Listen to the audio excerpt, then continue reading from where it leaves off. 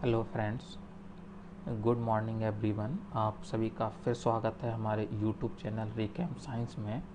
आज हम लोग पी ब्लॉक का सेकंड पार्ट लेकर आए हैं, जिसमें हम लोग बोरॉन फैमिली के बारे में डिस्कस करेंगे, जो आपके आगे आने वाले एग्ज़ाम्स के लिए काफ़ी महत्वपूर्ण होगा। जिन्होंने इस चैनल को सब्सक्राइब नहीं किया वो सब्सक्राइब कर लें और बेल आइकन को प्रेस कर लें। तो शुरू करते हैं। तो जैसा कि हम लोग पी ब्लॉक में चल रहे थे, तो पी ब्लॉक में एलिमेंट को हमने याद करने का ट्रिक आपको बताया था कि बैल, गाड़ी, इन, ट्रॉली। तो इस तरह से मैंने बताया था। तो ये जो ग्रुप है, ग्रुप 13 है। ये ग्रुप 13 में जो इलेक्ट्रॉनिक कॉन्फ़िगरेशन है उसमें पी में एक इलेक्ट्रॉन जाता है, तो 1s2, 2s2, 2p1। आज हम लोग फोकस करेंगे बोरॉन पे। तो बोरॉन का अगर हम लोग सेल को फिल करते हैं तो 1s में 2 इलेक्ट्रॉन, 2s में 2 इलेक्ट्रॉन और px, py, pz में px में 1 इलेक्ट्रॉन। और इस तरह से अगर हम लोग जब बोरॉन की अगर हम लोग बॉन्डिंग की बात करते हैं तो एक्साइटेड स्टेट में अगर हम लोग ऑब्ज़र्व करें तो 2s का 1 इलेक्ट्रॉन निकल कर इधर चला जाता है, तो ये 1s electron px, py, pz। तो इस तरह से हम लोग देखते हैं कि 3 सिंगल इलेक्ट्रॉन हैं। इसका मतलब है कि अगर मान लीजिए ये फ्लोरीन एटम से बॉन्ड बनाता है, तो फ्लोरीन एटम का 1 इलेक्ट्रॉन इसमें px में, py में और 2s में 1 इलेक्ट्रॉन को डालकर पेयरिंग कर सकता है। तो फाइनली लुक मैं आपको दिखाता हूँ। 2s, px, py, pz। तो इस तरह से पेयरिंग हो जाएगी आफ्टर हैव बॉन्ड फॉर्मेशन। और इस तरह से हम लोग देखते हैं कि नाउ अगर ये BF3 यानी कि 3 एटम से मिलकर बना है BF3, और हम देखते हैं कि टोटल इलेक्ट्रॉन इसमें कितने हैं। आउटर मोस्ट में 6 इलेक्ट्रॉन हैं, यानी कि ये इलेक्ट्रॉन डिफिशियंट है। यानी कि इसको टोटल इलेक्ट्रॉन इसके 8 होने चाहिए, तो ये स्टेबल हो जाएगा। स्टेबिलिटी के लिए इसको 8 इलेक्ट्रॉन चाहिए। और हम जैसा कि देखते हैं कि pz में एक ऑर्बिटल कम्प्लीटली एम्प्टी है। इसका मतलब है कि इसमें एक कोऑर्डिनेशन और हो सकता है, इसीलिए BF3 जो है वो BF4 नेगेटिव की फॉर्म में भी पाया जाता है। और इसका maximum coordination number, maximum CN number 4 observe किया जाता है। लेकिन हम देखते हैं कि चूंकि बोरॉन टॉप एलिमेंट है, इसमें कोई भी d ऑर्बिटल इन्वॉल्व नहीं है, इसलिए इसका कोऑर्डिनेशन नंबर 4 से अधिक नहीं हो सकता। लेकिन अगर हम बात करते हैं, अब हम लोग ले लेते हैं एल्युमिनियम की। एल्युमिनियम का एटॉमिक नंबर इसमें 13 है। इसका इलेक्ट्रॉनिक कॉन्फ़िगरेशन अगर हम लोग लिखें तो 1s2, 2s2, 2p6, 3s2, 3p1। जैसा कि हम लोग जानते हैं कि इसमें 3s से शुरू हो गया 3p में, तो इसमें 3d इन्वॉल्व होगा, यानी कि एम्प्टी 3d हैं। इसमें 3d एम्प्टी ऑर्बिटल इसमें अवेलेबल हैं। तो इसका मतलब है कि जब ये एक्साइटेड स्टेट में जाएगा, मान लीजिए हम इसको अब लिखते हैं बॉन्ड फॉर्मेशन की स्थिति में Al को 1 इलेक्ट्रॉन 2s 3s में डाल रहे हैं, और बाकी px, py, pz में px में 1 इलेक्ट्रॉन है। एक्साइटेड स्टेट की स्टेट में इसमें हम लोग देखते हैं कि एक्साइटेड स्टेट की स्टेट में हम लोग देखते हैं कि 3s में 1 इलेक्ट्रॉन रह जाता है और 1 इलेक्ट्रॉन निकल कर py में पहुंच जाता है, px, py, pz इस तरह से। तो अब हम लोग देखते हैं अगर Al को बॉन्ड फॉर्मेशन करना हो फ्लोरीन के साथ में, तो ये AlF3 टाइप का बना सकता है by pairing the electron. But हम ऑब्ज़र्व कर रहे हैं यहाँ पे कि इसमें 6 इलेक्ट्रॉन हैं। इसका मतलब है कि AlF4 निगेटिव में जा सकता है। तो ये इलेक्ट्रॉन की पेयरिंग यहाँ पे होके कोऑर्डिनेशन बॉन्ड से एक कोऑर्डिनेशन बॉन्ड 2 इलेक्ट्रॉन का इसमें PZ में जाएगा और AlF4 CN नंबर 4 बनाएगा। लेकिन हम लोग यहाँ ऑब्ज़र्व करते हैं कि यहाँ पे 3d ऑर्बिटल अवेलेबल हैं, 3d ऑर्बिटल एम्प्टी अवेलेबल हैं। इसका मतलब है कि अगर और भी कोऑर्डिनेशन नंबर शो हो सकता है, और हमें पता है कि इनऑर्गेनिक में मोस्ट स्टेबल CN नंबर 6 होता है, इसलिए एल्युमिनियम जो है CN नंबर 6 को शो करता है और कंपाउंड बनाता है AlF6 3-। तो यहाँ पे हम लोग देखते हैं कि इसमें 2F और आ गए हैं, तो 2F का कोऑर्डिनेशन इस तरह से हो जाता है। इस तरह से हम लोग ऑब्जर्व कर सकते हैं इसमें। तो इस तरह से हम लोग देखते हैं इसका ज्योमेट्री ऑक्टाहेड्रल आता है। ऑक्टाहेड्रल इसका ज्योमेट्री है, क्योंकि इसका कॉन्फ़िगरेशन अगर हम लोग बात करते हैं इस तरह से, तो आप लोग देखेंगे sp3d2 आएगा, यानी कि, और इसमें अगर हम लोग बात करते हैं सिग्मा की, तो इसमें 6 सिग्मा है, और इसमें लोन पेयर की बात करते हैं 0 लोन पेयर है। तो इस तरह से इसकी ज्योमेट्री ऑक्टाहेड्रल आ जाती है। तो इस तरह से हम लोगों ने ऑब्जर्व किया कि एल्युमिनियम किस तरह से 6 कोऑर्डिनेशन नंबर शो करता है। ऐसे ही अगर हम लोग ऑब्जर्व करेंगे कुछ टॉप एलिमेंट को पी ब्लॉक में, जैसे बोरॉन हो गया, कार्बन हो गया, नाइट्रोजन हो गया, ऑक्सीजन हो गया, फ्लोरीन हो गया, तो ये 13 ग्रुप का है, कार्बन 14 का है, नाइट्रोजन 15 का है, ऑक्सीजन 16 का है, फ्लोरीन 17 का है। इस तरह से अगर हम लोग इनकी बात करते हैं तो ये टॉप एलिमेंट हैं, इसको हम लोग हेड एलिमेंट भी कहते हैं, हेड एलिमेंट हैं ये।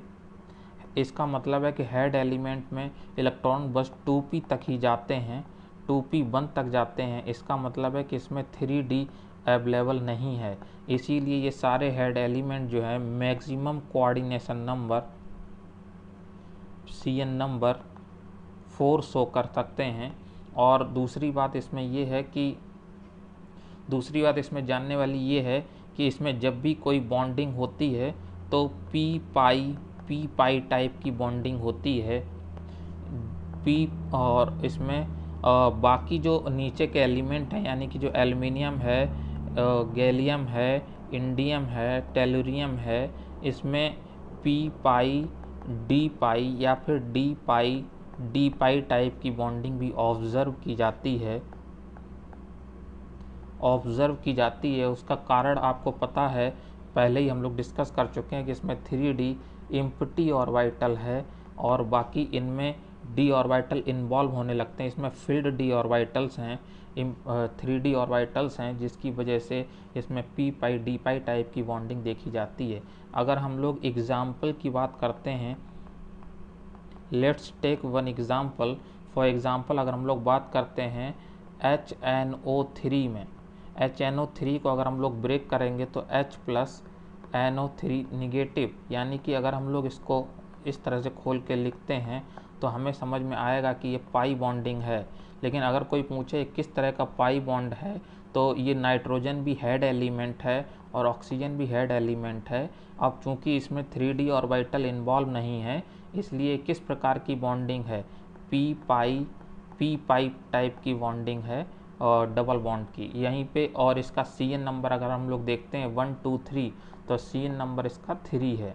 अगर हम लोग यहीं पे बात करते हैं फास्फोरस की, तो फास्फोरस जस्ट नीचे है, इसमें एम्प्टी d ऑर्बिटल है, एम्प्टी d ऑर्बिटल है।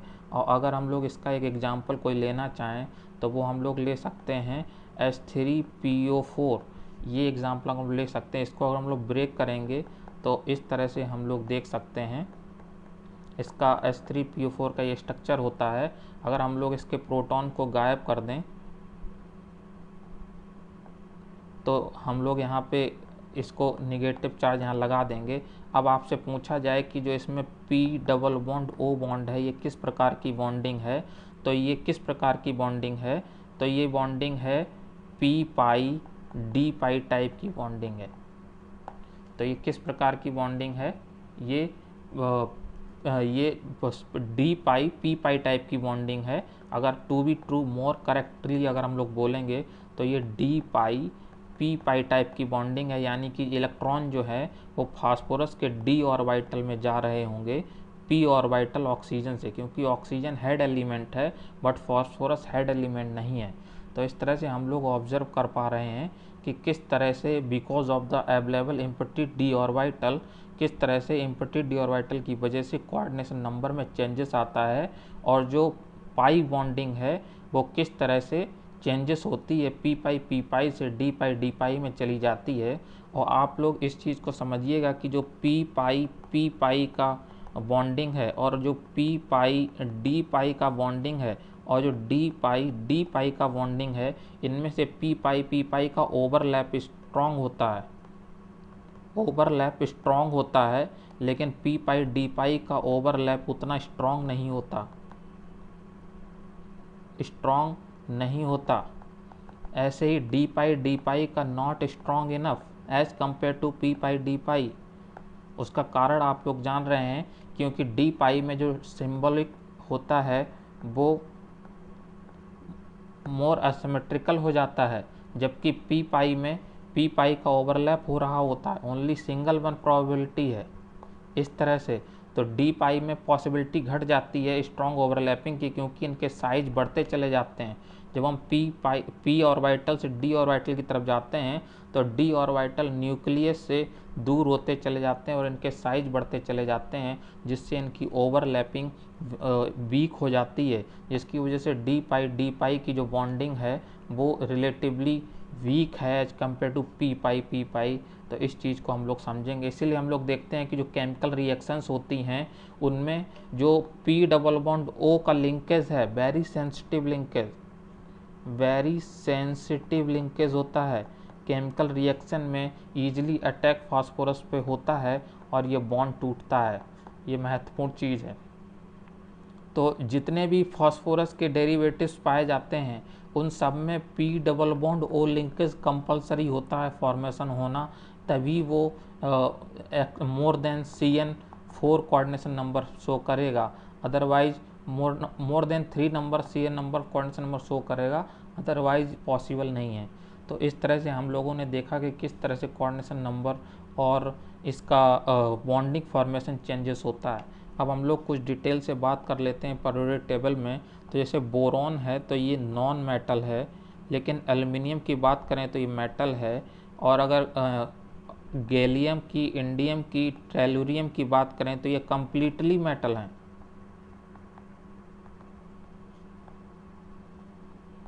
कम्प्लीटली मेटल हैं। तो इस तरह से हम लोग देख सकते हैं कि टॉप टू बॉटम जाने पर मेटालिक करैक्टर बढ़ रहा है, मेटालिक करैक्टर इंक्रीज करता है और नॉन मेटालिक करैक्टर डिक्रीज करता है।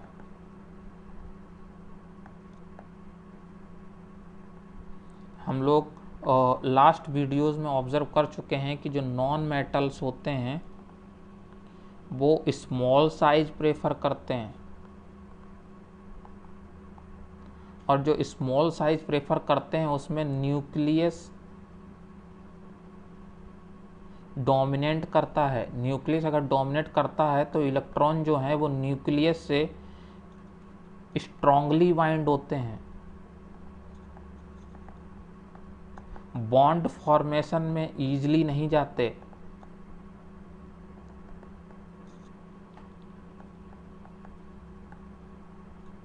बॉन्ड फॉर्मेशन में ईजिली नहीं जाते, इसीलिए कोवैलेंट नेचर शो होता है, कोवैलेंट नेचर शो करते हैं by sharing only one electron.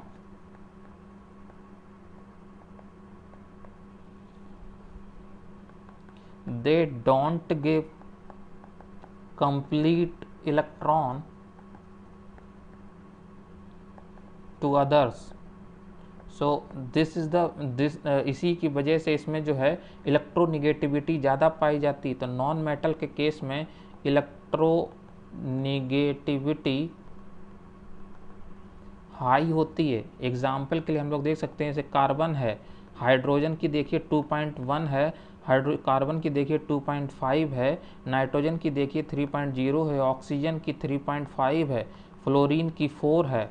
तो आप देख सकते हैं क्लोरीन की देखिए 3.5 है। तो हम देख सकते हैं कि हेड एलिमेंट की electronegativity continuously left to right जाने पे बढ़ रही है, वहीं पे इलेक्ट्रोनेगेटिविटी टॉप टू बॉटम जाने पे घट रही है। तो इस तरह से हम लोग ऑब्जर्व कर सकते हैं कि जो नॉन मेटल, ये सारे ऊपर वाले क्या हैं, नॉन मेटल हैं। तो ये नॉन मेटल जो हैं इसीलिए हाईली इलेक्ट्रोनेगेटिव पाए जाते हैं, because they don't want to share, they don't want to give complete electron to others. तो ये महत्वपूर्ण चीज़ है। अभी हम लोग डिटेल से स्टडी करेंगे बोरॉन को। तो बोरॉन के बारे में अगर हम लोग बात करते हैं तो बोरॉन का सोर्स क्या है, मतलब बोरॉन नेचर में कैसे पाया जाता है। तो नेचर में बोरॉन के जो मिनरल की अगर हम लोग बात करते हैं तो बोरॉन में इसका नेचर में जो मिनरल मिलता है वो है बोरिक एनहाइड्राइड। तो ये है H3BO3 इसका स्ट्रक्चर है। और एक होता है बोरेक्स, बोरेक्स का स्ट्रक्चर है Na2B4O7 10H2O। ये क्वेश्चंस कई बार पूछे गए हैं। इसमें सबसे इम्पॉर्टेंट चीज़ें जो हम लोग को याद रखनी है वो इसके हाइड्रेटेड मॉलिक्यूल कितने होते हैं वाटर के, ये प्रश्न पूछा जाता है। तो कितने होते हैं, 10। बोरेक्स में हाइड्रेटेड मॉलिक्यूल होते हैं 10। एक और इसका मिनरल है वो है करनाइट करके सॉरी करनाइट करके इसका मिनरल है।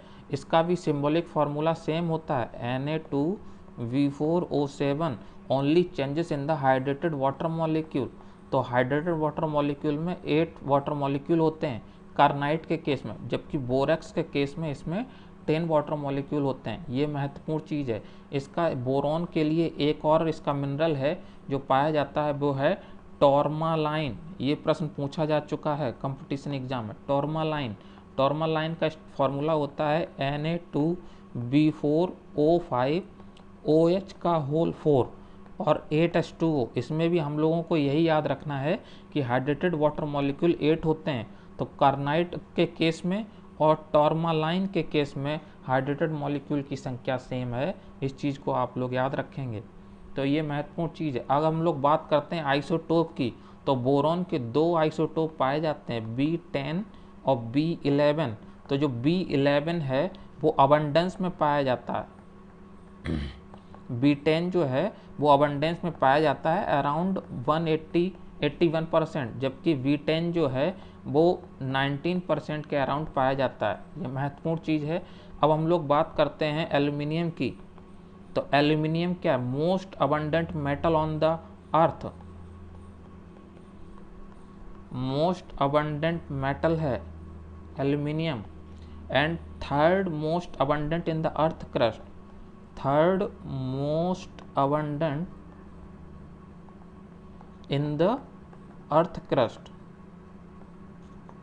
Aluminium is the third most abundant element in the earth crust. तो कोई पूछेगा कि अच्छा अगर मोस्ट अबंडेंट थर्ड है तो फर्स्ट और सेकंड कौन सा है। तो फर्स्ट में आता है आपका एलिमेंट ऑक्सीजन, एलिमेंट आता है ऑक्सीजन फर्स्ट में। फिर उसके बाद में आता है सिलिकॉन सेकंड नंबर पे। ये मैंने देखा है कुछ वीडियोस में कुछ गलत बताया जा रहा था, तो मैं इसलिए यहाँ पे स्पेशली फोकस कर रहा हूँ कि जो सिलिकॉन है वो second most abundant element in the earth crust है। सेकंड मोस्ट अबंडेंट एलिमेंट, ये महत्वपूर्ण चीज़ है, मेटल या नॉन मेटल नहीं, एलिमेंट है। उसके बाद में अगर हम लोग एल्यूमिनियम की बात करते हैं तो वो third most abundant element in the earth crust है। इसका एल्यूमिनियम का percentage 83 point something, just a minute, percentage 8.3 something होता है, बल्कि सिलिकॉन पाया जाता है 27.7% एंड ऑक्सीजन ऑब्जर्व किया जाता है 45.5%। ये सारा डाटा मैं आपको NCERT से दे रहा हूँ, आप लोग क्रॉस वेरीफाई कर सकते हैं। तो आगे हम लोग बात करते हैं, अगर हम लोग इसमें बात करें कि फर्स्ट एलिमेंट जो अर्थ क्रस्ट में पाया जाता है वो है oxygen, second most abundant element in the earth crust is the silicon and the third most abundant element in the earth crust aluminium. अगर हम बात करते हैं ऑक्सीजन और सिलिकॉन की, तो ऑक्सीजन तो नॉन मेटल है, सिलिकॉन अपना नॉन मेटल अधिक है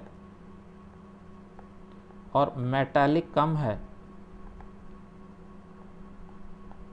अगर हम लोग एल्युमिनियम की बात करें तो ये कम्प्लीटली मेटल है।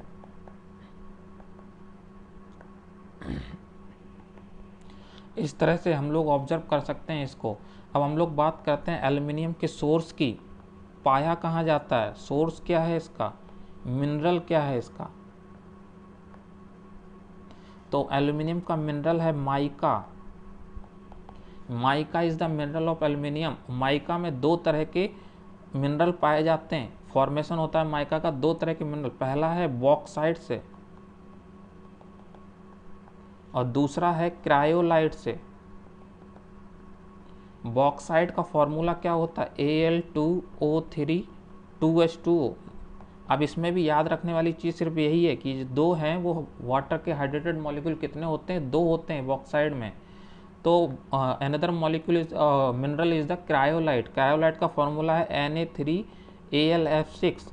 ये क्रायोलाइट का उपयोग हम लोग RO में करते हैं, RO में वाटर फिल्ट्रेशन के लिए भी करते हैं।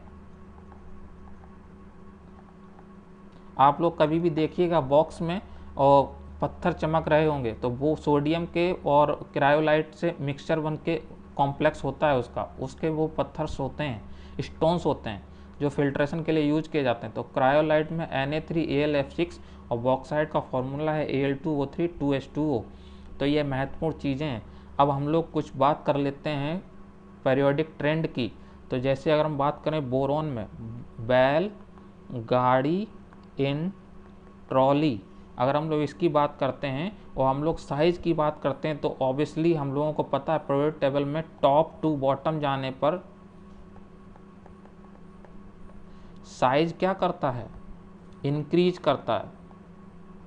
साइज इंक्रीज क्यों करता है, क्योंकि नंबर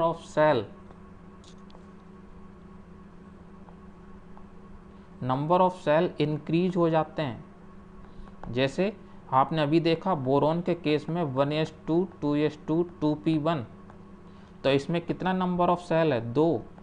जबकि अगर एल्युमिनियम की बात करें तो 1s2 2s2 2p6 3s2 3p1, तो इसमें नंबर ऑफ सेल कितना है, 3, 1 2 3। इस तरह से अगर हम लोग नीचे जाएंगे तो यहाँ से 1 2 3 4 5, तो इस तरह से हम लोग देखते हैं नंबर ऑफ सेल्स इंक्रीज हो जाते हैं। इसका मतलब है जब मेटल जो कोई भी एलिमेंट है उसका जो न्यूक्लियस है उसके चारों जो नंबर ऑफ सेल इंक्रीज होते चले जाते हैं, इस तरह से n = 1 n = 2 n = 3 n = 4, तो हम लोग देख रहे हैं कि साइज जो है इंक्रीज कर रहा है, साइज इंक्रीज करता है। लेकिन यहाँ पे एक समझने वाली बात ये है कि जो बोरॉन है उससे बड़ा एल्युमिनियम तो है, लेकिन नीचे जाने पर एल्युमिनियम से बड़ा गैलियम होना चाहिए, ये शुड बी। लेकिन रियलिटी में जो ऑब्जर्व किया जाता है वो ऐसा नहीं है। एल्युमिनियम का साइज गैलियम से बड़ा है in reality by experimental data we observe that the aluminum is greater than in size, aluminium is greater than gallium. यह महत्वपूर्ण है। एल्युमिनियम का साइज है 143 जबकि गैलियम का साइज है 135 पिकोमीटर।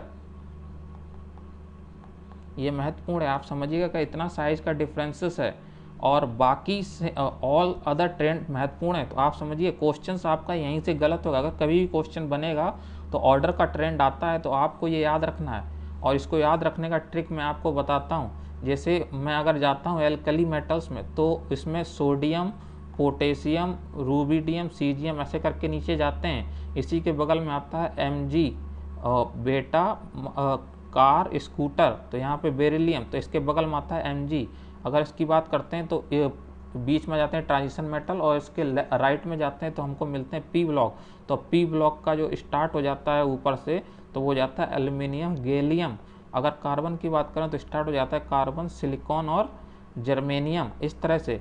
अब आप एक चीज़ को ऑब्जर्व कीजिएगा कि जो एल्कली मेटल्स हैं उसमें सोडियम और पोटेशियम के बीच में साइज का डिफरेंस पाया जाता है। मतलब ऊपर से नीचे जाने पर जो साइज है वो इंक्रीज करना चाहिए, लेकिन सोडियम का साइज पोटेशियम से बड़ा होता है। रिलेटिवली, लेकिन अगर हम लोग Mg और कैल्शियम की बात करें तो इसमें साइज का कोई डिफरेंसेस नहीं है, मतलब कि साइज का ट्रेंड नॉर्मल है जैसा पीरियोडिक टेबल में होता है, यानी कि Bmg कैल्शियम, यानी कि कैल्शियम Mg से बड़ा है। लेकिन अगर हम बात करते हैं एल्युमिनियम गैलियम में, तो हम लोगों ने नोटिस किया है क्या कि एल्युमिनियम जो है गैलियम से बड़ा है। तो ये भी और एनोमली प्रॉपर्टी शो कर रहा है, सोडियम वाला शो कर रहा है, एक छोड़ दीजिएगा, फिर बोरोन वाला शो कर रहा है, फिर कार्बन पे आते हैं, कार्बन वाले में नहीं कर रहा, इसमें भी जर्मेनियम बड़ा होता है सिलिकॉन से, तो इसमें भी नॉर्मल प्रॉपर्टी है। तो आप इस तरह से याद रख सकते हैं कि सोडियम की एल्कली मेटल की लाइन में सोडियम पोटेशियम से बड़ा है, फिर Mg और सोडियम का ट्रेंड नॉर्मल है, फिर बोरॉन के केस में एल्युमिनियम गैलियम के ट्रेंड में एनोमली है, फिर कार्बन के केस में सिलिकॉन जर्मेनियम के केस में ट्रेंड सेम है, नॉर्मल है। तो इस तरह से हम लोग इसको याद रख सकते हैं, इस चीज़ को आप समझिएगा। अगर हम लोग बात करते हैं एटॉमिक नंबर की, तो बोरॉन के केस में Z5 है, एल्युमिनियम के केस में Z13 है, और अगर हम बात करते हैं गैलियम के केस में तो Z31 है, इंडियम के केस में Z =49 है, टेलुरियम के केस में ये जो है 81 है। तो इस तरह से हम लोग समझ सकते हैं कि किस तरह से हाईली एटॉमिक साइज बढ़ रहा है, एटॉमिक नंबर बढ़ रहा है। तो एटॉमिक नंबर जब बढ़ता है तो एटॉमिक नंबर इक्वल टू क्या होता है, atomic number equal to number of proton equal to number of electron, यानी कि नंबर ऑफ इलेक्ट्रॉन काफ़ी फास्टली बढ़ रहे हैं, इसीलिए इसका जो प्रोटॉन का जब नंबर ऑफ प्रोटॉन बढ़ते हैं तो साइज बढ़ता है। तो ये ट्रेंड ऑब्जर्व किया जाता है। अब हम लोग बात कर लेते हैं कुछ आयनाइजेशन एंथैल्पी की। आयोनाइजेशन एंथैल्पी, ये सारा टॉपिक एनसीईआरटी बेस आपके लिए चल रहा है और ये आगे आने वाले बहुत से कॉम्पिटिटिव एग्जाम के लिए महत्वपूर्ण होगा। तो फ्रेंड्स, अगर आप लोगों ने अभी तक सब्सक्राइब नहीं किया है तो चैनल को सब्सक्राइब जरूर कर लें। तो आयनाइजेशन एंथैल्पी की हम लोग बात करते हैं तो बोरॉन के केस में ही बोरॉन को ही ले लेते हैं हम सबसे पहले, 1s2 2s2 2p1। तो हम लोग देखते हैं आउटर मोस्ट में कितना 3 इलेक्ट्रॉन है, यानी कि 2s में एक है और px py pz, तो px में एक है, 2s में 2 है, px में एक है। अब आप समझिएगा, अगर कोई इलेक्ट्रॉन निकलता है पहला, फर्स्ट आयनाइजेशन एंथैल्पी IE1 से कह देते हैं, तो ये एक इलेक्ट्रॉन निकल जाएगा। फिर अगर हम लोग बात करते हैं सेकंड आयनाइजेशन एंथैल्पी की, तो ये इलेक्ट्रॉन निकलेगा। अगर थर्ड आयनाइजेशन एंथैल्पी की बात करते हैं तो फिर से 2s का ही एक इलेक्ट्रॉन निकलेगा। अब आप इस चीज़ को समझिएगा कि जो न्यूक्लियस है, न्यूक्लियस के पास में 2s अधिक होता है as compare to 2p। 2s का इलेक्ट्रॉन न्यूक्लियस के अधिक पास में है एज कम्पेयर टू 2p, इसलिए 2s के जो इलेक्ट्रॉन है, 2p का जो इलेक्ट्रॉन है उसको निकालने में हमें एनर्जी कम देनी पड़ती है एज कम्पेयर टू 2s। इसीलिए हम लोग क्या ऑब्जर्व करते हैं कि जो IE1 है वो लेस देन IE2 होगा, और बाकी पेयरिंग की वजह से इसमें जो है इसकी पेयरिंग को तोड़ना पड़ेगा, आयनाइज करना है, इसलिए इसमें हमें एनर्जी ज़्यादा देनी पड़ेगी। अदरवाइज जब एक इलेक्ट्रॉन निकल जाता है तो ये सिंगल इलेक्ट्रॉन रह जाता है जो न्यूक्लियस के और पास चला जाता है, तो इसलिए हम लोग देखते हैं कि IE3 और ज़्यादा हो जाता है। तो इस तरह से हम लोग ऑब्जर्व करते हैं ट्रेंड को। लेकिन इसमें समझने वाली बात यह है कि इन value for IE1 IE2 IE3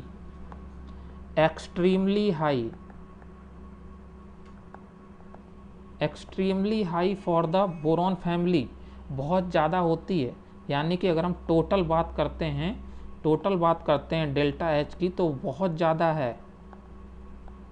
आप समझ रहे होंगे कि जब आयनाइजेशन एंथैल्पी एक्सट्रीमली हाई है उसका क्या मतलब हुआ कि कोई भी बोरॉन अपना इलेक्ट्रॉन जो है वो देना नहीं चाहता है, डोंट वांट टू गिव।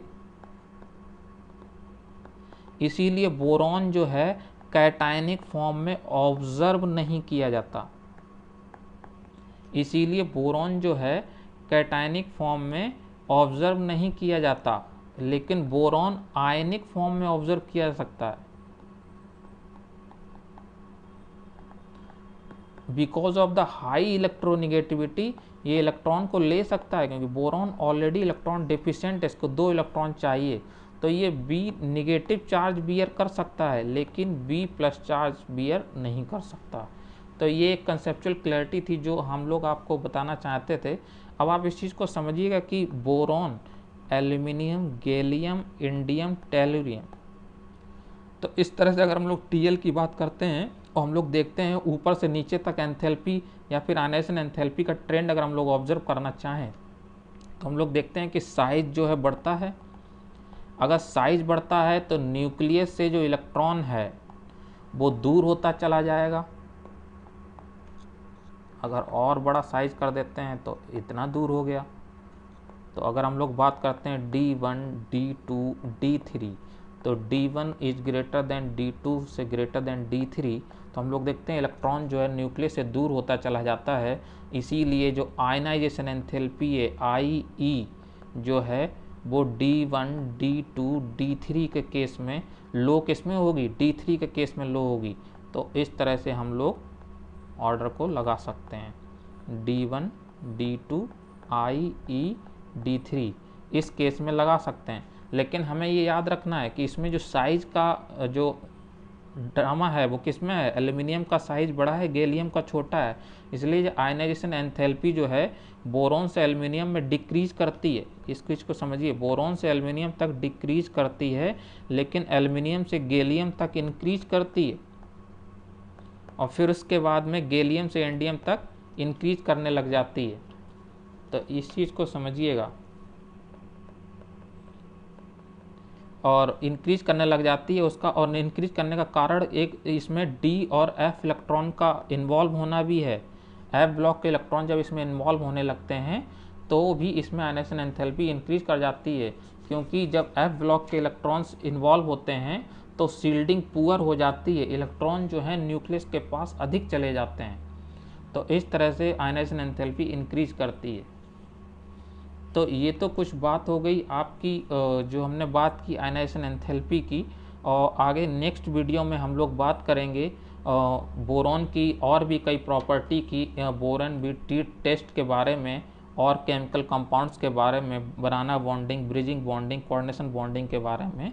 अगर आपको ये वीडियो पसंद आया हो तो लाइक, शेयर, कमेंट जरूर करें और सब्सक्राइब जरूर कर लें, क्योंकि यही सपोर्ट हमें आगे भविष्य में वीडियो बनाने में मदद करेगा। Thank you so much.